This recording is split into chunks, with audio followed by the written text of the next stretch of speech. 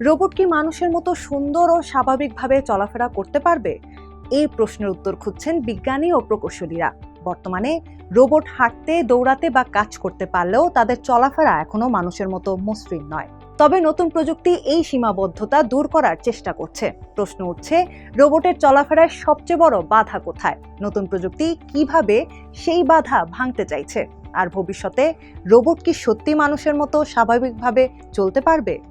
TBS এক্সপ্লেইনারে এই প্রশ্নগুলোর উত্তর খুঁজবো আমরা। সঙ্গে আছি আমি রাইস ইসলাম অসীম।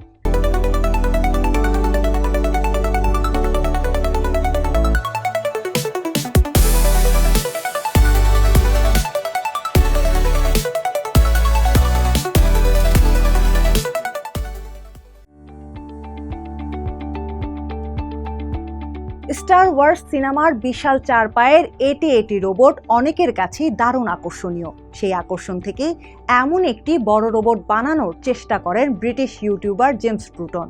তার লক্ষ্য ছিল এমন কিছু তৈরি করা যা দেখলেই মানুষ থমকে যাবে।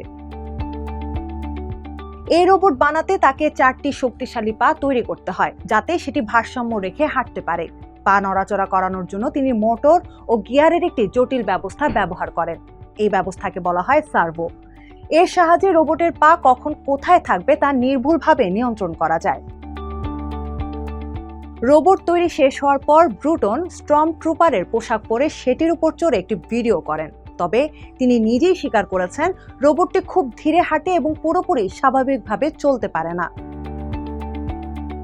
এখন তিনি এই রোবটের 2 পায়ের একটি নতুন সংস্করণ বানানোর কাজ করছেন। এতে আগের চেয়ে উন্নত পা ব্যবহার করা যাবে, যাতে রোবট সহজে ভারসাম্য রাখতে পারে। এর জন্য তিনি ভ্যারিয়েবল স্প্রিংস নামের একটি বিশেষ অংশ তৈরি করেছেন। এই স্প্রিং হাঁটার সময় ধাক্কা বা চাপ শোষণ করতে পারে এবং প্রয়োজন অনুযায়ী শক্তি কম বেশি করতে সাহায্য করে।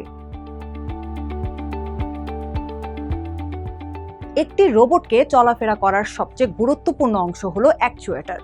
এটি এমন একটি যন্ত্রাংশ যা শক্তি ব্যবহার করে রোবটের হাত, পা বা অন্য অংশ নড়াচড়া করায়, যার ফলে রোবট হাত তুলতে পারে, হাঁটতে পারে বা কোনো বস্তু ধরতে পারে। ক্যালিফোর্নিয়া বিশ্ববিদ্যালয়ের গবেষক মাইক টোলি বলেন, দীর্ঘদিন ধরে রোবট চালাতে বৈদ্যুতিক মোটর ব্যবহার করা হচ্ছে। মোটরগুলো ঘূর্ণন কাজে ভালো হলেও মানুষের মতো জটিল চলাফেরা করতে পারে না। মানুষ ভারী জিনিস তুলতে পারে, ধাক্কা দিতে পারে এবং প্রয়োজন হলে দ্রুত থামতে পারে। রোবটের ক্ষেত্রেও এটি গুরুত্বপূর্ণ। যদি কোনো রোবট হঠাৎ মানুষের দিকে ঝুঁকে পড়ে, তাহলে সেটিকে দ্রুত থামানো এবং বিপরীত দিকে সরানো সম্ভব হতে হবে। এর জন্য বিশেষ ধরনের অ্যাকচুয়েটর দরকার, যাকে পিছনে চালানোযোগ্য অ্যাকচুয়েটর বলা হয়।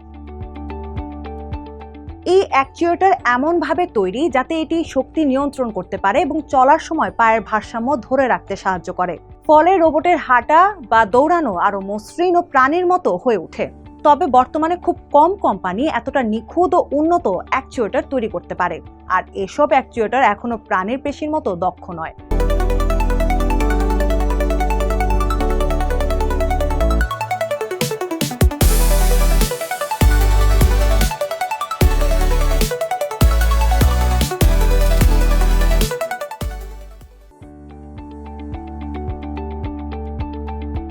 রোবটের আরেকটি বড় সমস্যা হলো ব্যাটারি।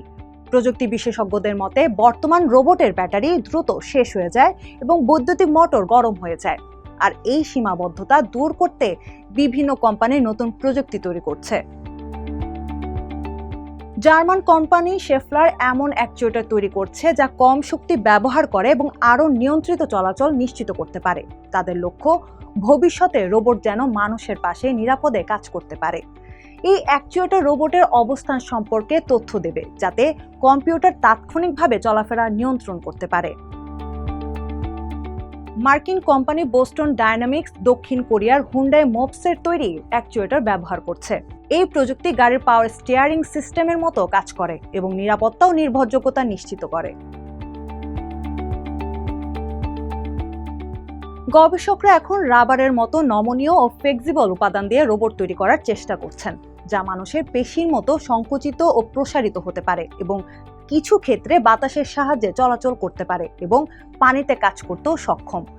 যদিও এই প্রযুক্তি এখনো পুরোপুরি প্রস্তুত নয়, তবে এটি ভবিষ্যতে রোবট প্রযুক্তিতে বড় পরিবর্তন আনতে পারে।